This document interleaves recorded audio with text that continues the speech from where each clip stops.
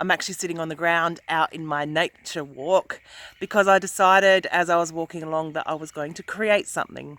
Now, this is something that you can do.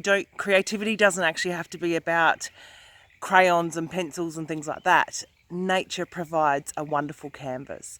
So I'm just going to run you through what I've done so you get an idea of how the creative process provides a space for reflection, insight, discoveries, and release of something. So I'm just going to flip around. So here's my art, which is actually a bit of a square. So I was just walking along and found this space.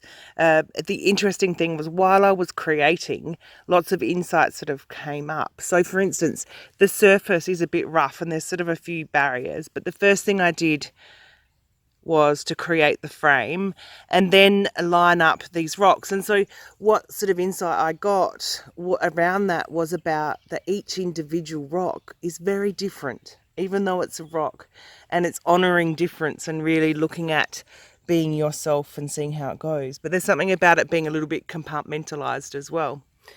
Then on the other side, it's the middle of winter, and I actually, when I walked around, found some green leaves, which was a bit of a surprise actually.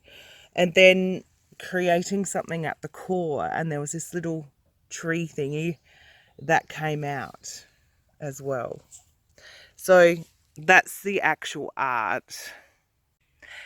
In creating this art, it actually was an instinctive process. It wasn't like I was thinking, oh, I'm just going to create some art and this is what it's going to be about.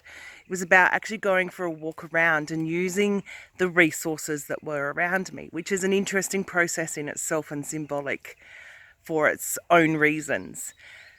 Then it's the placement of things and allowing it to unfold and the meaning to sort of do. So I happen to have a pen and some paper in my back pocket. So I've just written down a bit of a dialogue with the art to see what meaning came out for me. But it's a really easy, simple thing that you can do. And I really want to encourage you all to use creativity in this way. It's creating for the sake of getting some insight, exploring and having a look at that. Now, one really important thing about nature art is that it's temporary. So that's something that's about the process in itself, what happens in the moment. But there's one rule, which is no picking or plucking. So all of the things that have been in my art were on the ground. They were resources that I could use, and we'll just leave it here to the elements to see what happens. But creativity is so powerful in the insight that it gives.